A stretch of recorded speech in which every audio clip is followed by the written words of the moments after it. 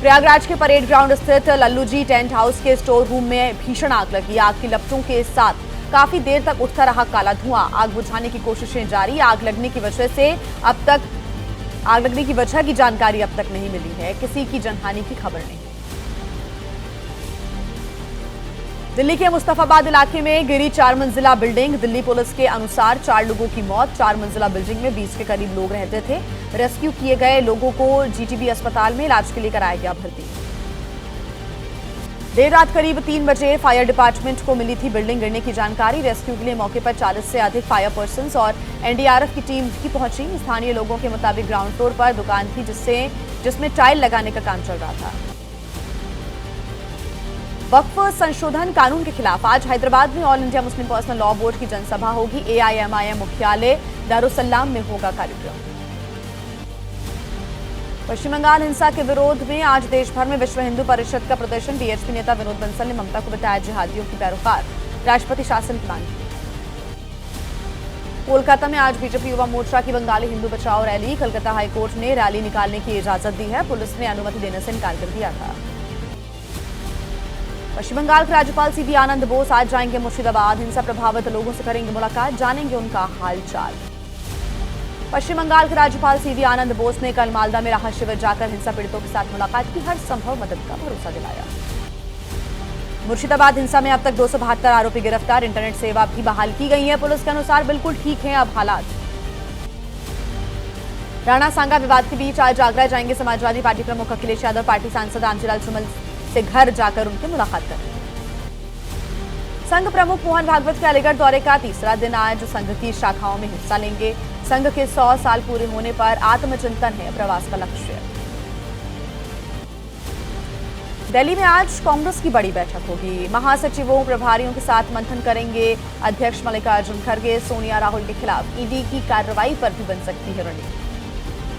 वहीं बंगाल हिंसा और नेशनल हेराल्ड केस को लेकर आज कहां पर होने वाला है प्रदर्शन। सीलमपुर हत्याकांड को लेकर सियासत में क्यों है उबाल और रॉबर्ट वाड्रा से ईडी की पूछताछ के बाद अब नया अपडेट क्या है, पूरी खबर आपको दिखाते हैं 9 सेकेंड।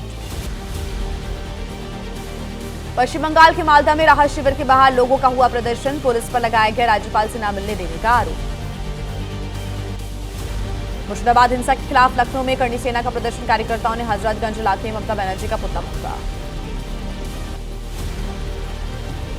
पश्चिम बंगाल में राष्ट्रपति शासन की मांग पर बोले टीएमसी सांसद कल्याण बनर्जी। राज्य में है शांति, सिर्फ अफवाह फैला रही है बीजेपी।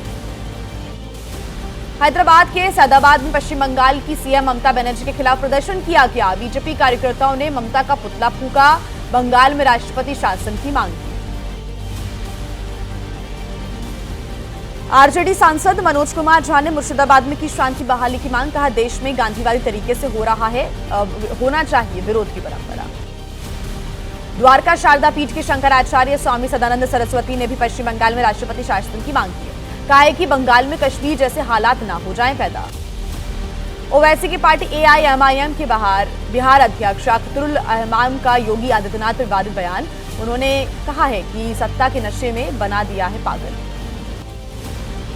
एआईएमआईएम नेता अख्तरुल ईमान की विवादित टिप्पणी पर बीजेपी नेता नीरज कुमार का पलटवार। कहा दंगे भड़काने का ना करे काम, होगी कानूनी कार्रवाई। न्यायपालिका पर उपराष्ट्रपति जगदीप धनखड़ के बयान पर कपिल सिब्बल ने जताई हैरानी। कहा किसी पार्टी के प्रवक्ता की तरह बात ना करें उपराष्ट्रपति। सीलमपुर हत्याकांड पर सियासत तेज। बीजेपी विधायक रविंदर सिंह नेगी ने कहा पीड़ित परिवार के साथ सरकार दोषियों को दिलाएंगे कड़ी से कड़ी सजा। सीलमपुर हत्याकांड पर आम आदमी पार्टी के सांसद संजय सिंह का बयान। कहा देश की राजधानी दिल्ली अपराधों का गढ़ बन गई है। पूछा एलजी सीलमपुर क्यों नहीं जाते। सीलमपुर के कुणाल हत्याकांड के मुद्दे पर दिल्ली की सीएम रेखा गुप्ता ने कहा दोषियों को बख्शा नहीं जाएगा। पुलिस अपना काम कर रही है, न्याय जरूर मिलेगा। सीलमपुर हत्याकांड पर दिल्ली आम आदमी पार्टी के अध्यक्ष सौरभ भारद्वाज ने उठाए हैं सवाल। कहा पुलिस का अपराध कम होने का दावा गलत है। वीआईपी सुरक्षा में है वो व्यस्त। चंडीगढ़ में बीजेपी का कांग्रेस के खिलाफ प्रदर्शन। नेशनल हेराल्ड के मुद्दे पर राहुल गांधी का पुतला जलाकर विरोध व्यक्त किया। तमिलनाडु में सरकार बनाने के अमित शाह के दावे पर सीएम स्टालिन का पलटवार। का दिल्ली के सामने नहीं झुकेगा तमिलनाडु, हम हमेशा कंट्रोल से बाहर। रॉबर्ट वाड्रा की बढ़ सकती है मुश्किलें। मनी लॉन्ड्रिंग के 3 केसेस में ईडी जल्द दाखिल कर सकती है चार्जशीट। ईडी ने लगातार 3 दिन रॉबर्ट वाड्रा से पूछताछ की। महाराष्ट्र के छत्रपति संभाजी नगर में रक्षा मंत्री राजनाथ सिंह का बड़ा बयान। कहा, औरंगजेब नहीं, छत्रपति शिवाजी महाराज और महाराणा प्रताप है राष्ट्रीय नायक। महाराष्ट्र में हिंदी को तीसरी अनिवार्य भाषा बनाने पर सियासी बवाल। आदित्य ठाकरे ने कहा, छात्रों पर बोझ बढ़ेगा। एमएनएस और बीजेपी साध रहे अपना अपना वोट बैंक। राजस्थान के कांग्रेस नेता और पूर्व मंत्री प्रताप सिंह खाचरियावास के बिगड़े बोल। शाहरुख खान को लेकर उप मुख्यमंत्री दिया कुमारी पर की आपत्तिजनक टिप्पणी। राजस्थान की डिप्टी सीएम दिया कुमारी पर आपत्तिजनक टिप्पणी का मामला। जयपुर में बीजेपी युवा मोर्चा ने जलाया कांग्रेस नेता प्रताप सिंह खाचरियावास का पुतला। माफी की मांग की। बिहार विधानसभा चुनाव को लेकर सीएम फेस पर सियासत लगातार जारी है, तो वहीं गुजरात में भी इंडिया गठबंधन में दरार देखने को मिल रही है। चुनावी खबरें आपको दिखा देते हैं 9 सेकंड न्यूज में।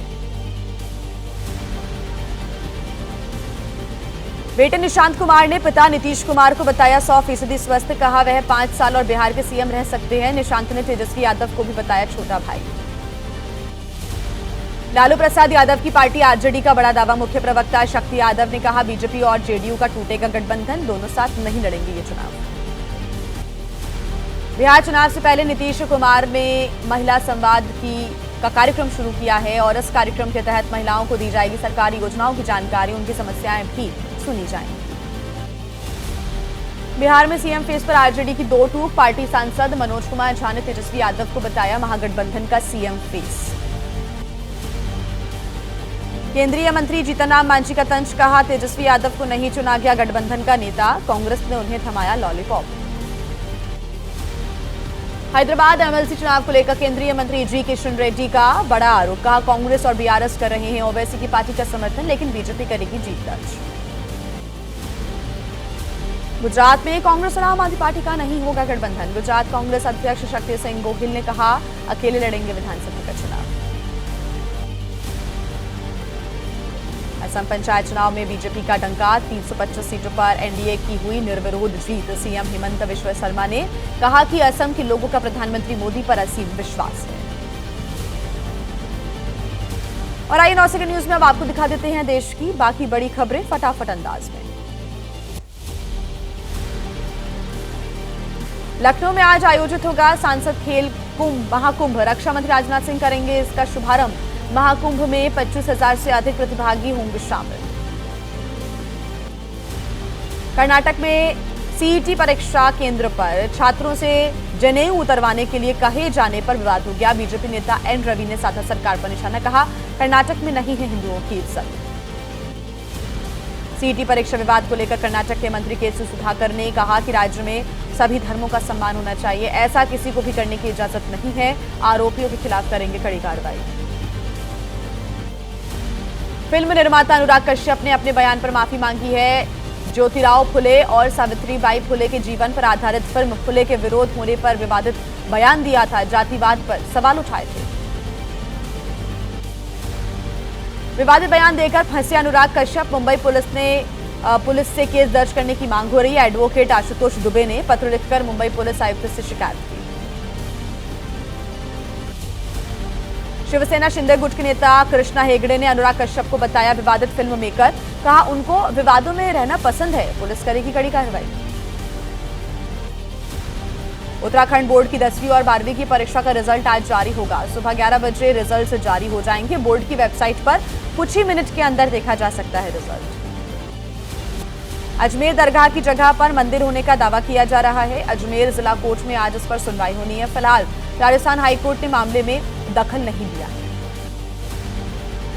शुभांशु शुक्ला एक्सियोम 4 मिशन के तहत अगले महीने मई में जाएंगे अंतर्राष्ट्रीय अंतरिक्ष स्टेशन। केंद्रीय मंत्री जितेंद्र सिंह ने जानकारी दी। और आइए अब अलग अलग राज्यों की बड़ी खबरें आपको दिखा देते हैं 9 सेकंड न्यूज में फटाफट।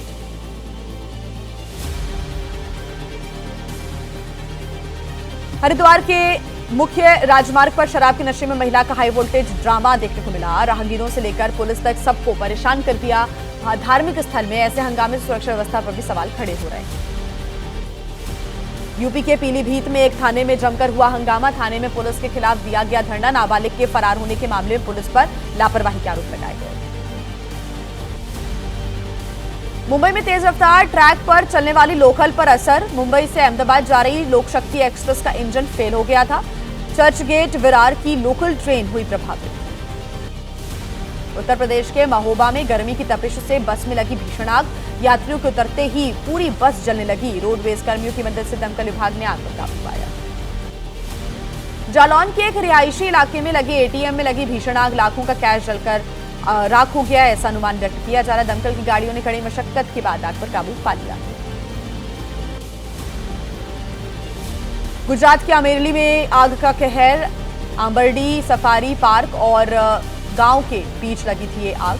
वहीं दमकल विभाग की 2 टीमों ने आग पर काबू पाया। आग लगने की वजह फिलहाल साफ नहीं।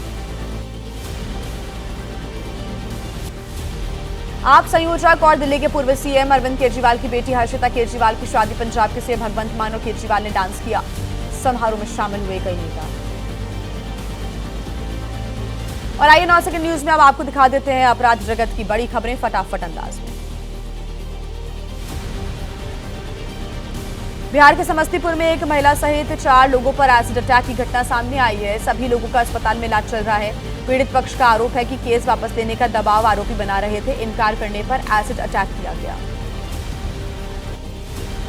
त्रिपुरा में 3 बांग्लादेशी घुसपैठियों सहित 6 लोग गिरफ्तार किए गए। अगरतला रेलवे स्टेशन से गिरफ्तारी हुई है। कोलकाता के रास्ते मुंबई और उत्तर प्रदेश जाने की तैयारी में अवैध बांग्लादेशी थे। आतंकी तहव्वुर राणा को सता रही है अपने परिवार की चिंता। सूत्रों के अनुसार परिवार और भाई से बातचीत करने के लिए जांच एजेंसी से ले रहा प्रक्रिया की जानकारी जांच में नहीं कर रहा है सही। आगरा में एक 12 साल की बच्ची के साथ रेप की वारदात। पुलिस ने कहा सीसीटीवी के आधार पर आरोपी की हुई है पहचान। आरोपी की गिरफ्तारी के लिए दबिश जारी है। गुरुग्राम के नामी निजी अस्पताल में महिला मरीज के यौन उत्पीड़न का मामला सामने आया। आरोपी अस्पताल कर्मचारी गिरफ्तार किया गया। 5 महीने पर टेक्नीशियन के पद पर किया था ज्वाइन। मौसम की करवट लेने से देश के कई इलाकों में हालात अस्त व्यस्त दिखाई दे रहे हैं। कहीं तेज आंधी की वजह से लोग परेशान हुए तो कहीं बारिशों से जनजीवन अस्त व्यस्त हो गया है। 9 सेकंड न्यूज में आपको दिखाते हैं मौसम की खबरें। आज भी पहाड़ों पर बर्फबारी, बारिश और कुछ इलाकों में गर्मी का अलर्ट जारी किया गया। उत्तर भारतीय कुछ इलाकों में पारा गिर सकता है। भीषण गर्मी की मार से थोड़ी बहुत राहत मिल सकती है। हैदराबाद शहर में आंधी तूफान के साथ तेज बारिश। शहर के कई इलाकों में फैली अव्यवस्थाएं। मूसलाधार बारिश से सड़कों और निचले इलाकों में हुआ जलभराव और ट्रैफिक भी जाम हो गया। 3 दिनों के लिए मौसम विभाग ने जारी किया है अलर्ट। जम्मू कश्मीर और हिमाचल प्रदेश में भारी बारिश की है चेतावनी। मैदानी इलाकों में आंधी के साथ आकाशीय बिजली गिरने का भी खतरा है। मौसम विभाग के अनुसार दिल्ली में आज गर्मी से मिल सकती है थोड़ी बहुत राहत। कल दिल्ली में भी तेज हवाएं चली, बारिश भी हुई। दर्ज किया गया न्यूनतम से 4 डिग्री ज्यादा तापमान। दिल्ली एनसीआर में तेज बारिश ने बदला मौसम का मिजाज। नोएडा, गाजियाबाद, फरीदाबाद और गुरुग्राम में भी हल्की बारिश हुई। कई रास्तों पर जाम लग गया। मेरठ में आंधी बारिश से आफत। पेड़ और बिजली के खंभों के साथ साथ कई जगहों पर होर्डिंग और बोर्ड भी उखड़ गए। बाल बाल बच्चे लोग शहर से देहात तक बिजली गुल। हरियाणा की यमुनानगर में आंधी और तूफान के बाद जोरदार बारिश हो गई। मंडियों में पड़ा गेहूं भीगने से किसानों को काफी नुकसान हुआ। अनाज मंडी में खुली प्रशासन के ताबे। उत्तर भारत में आंधी तूफान का कहर। मेरठ में कच्चे मकान पर निर्माणाधीन मकान की दीवार गिरने से मां बच्ची की मौत हो गई। मलबे की चपेट में आने से 3 लोग घायल हो गए।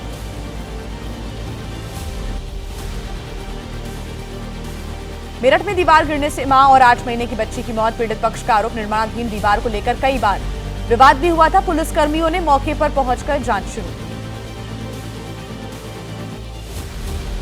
पश्चिमी यूपी में एकाएक बदला मौसम। गाजियाबाद, नोएडा, मेरठ, मुरादाबाद में तेज हवाओं के साथ बारिश हुई। अमरोहा, बागपत, बिजनौर, रामपुर और संभल में भी गरज चमक के साथ बरसात। बिहार के हाजीपुर में आंधी और आकाशीय बिजली का कहर। तेज हवाओं के साथ घर पर गिरे पेड़ की चपेट में आने से शख्स की मौत हो गई। आकाशीय बिजली की चपेट में आने से एक महिला की झुलस गई। यूपी के कई इलाकों में आंधी बारिश के साथ आकाशीय बिजली गिरी। संभल में बिजली गिरने से धमाके के बाद 30 फीट ऊंचे पेड़ में आग लग गई। तेज हवाओं के बीच काफी देर तक यह पेड़ जलता रहा। उत्तर प्रदेश के संभल में काफी देर तक गरजते बादलों के बीच चमकती रही बिजली। तेज हवाओं से कई इलाकों में नुकसान पहुंचा है। हवा के साथ बारिश होने से किसानों की भी परेशानी बढ़ गई है। यूपी के अमरोहा में धूल भरी आंधी से जनजीवन हुआ अस्त व्यस्त। कई जगहों पर उड़े टीन शेड और घर भी गिर गए। तेज हवाओं के बीच पेड़ गिरने से खतरे से अब ट्रैफिक भी जाम हो गया था। बिजली गुल, छाया गुप अंधेरा। यूपी के कई शहरों में आंधी तूफान का भी कहर देखने को मिला। वहीं अमरोहा में तेज हवाओं के साथ उड़ी मैरिज हॉल की छत। हाल ही में एक एक कर प्लाईवुड गिरने से हड़कंप मच गया। लोगों ने भागकर अपनी जान बचाई। उत्तर प्रदेश में अमरोहा के कई इलाकों में आंधी बारिश से काफी नुकसान पहुंचा है। तेज हवाओं से ढहा दिया रिक्शे वाले का कच्चा मकान। तेज हवा चलने की वजह से काफी नुकसान हुआ है। मेरठ में जबरदस्त आंधी और बारिश से जनजीवन अस्त व्यस्त हो गया। शादी समारोह में बचने के लिए छिपते हुए नजर आ रहे थे लोग। आयोजकों को भी काफी नुकसान पहुंचा। सड़कों पर वाहनों की लगी लंबी लंबी कतारें। मुरादाबाद में भी आंधी तूफान के साथ बारिश हो गई। कई जगहों पर पेड़ गिरने से यातायात बाधित हुआ है। बिजली के खंभे और तार गिरने से बिजली सप्लाई भी ठप हो गई। अंधेरे में डूबा पूरा शहर। सहारनपुर में तेज आंधी बनी किसानों के लिए बड़ी मुसीबत। हवा की वजह से जंगल की आग का दायरा बढ़ा। सैकड़ों किसानों की गेहूं की फसल जलकर हुई राख। बची कुची फसल को बचाने की कोशिश में जुटे रहे किसान। मेरठ के भीड़भाड़ वाले इलाके में आग लगने से हड़कंप मच गया। सर्विस के दौरान शॉर्ट सर्किट से बाइक जल गई। पानी और रेत डालकर काफी मशक्कत के बाद आग पर काबू पा लिया गया। दिल्ली एनसीआर में तेज हवाओं के साथ बारिश के बीच आग का भी कहर देखने को मिला। एफएनजी रोड के पास नोएडा में भीषण आग लग गई। आग लगने की वजह फिलहाल साफ नहीं।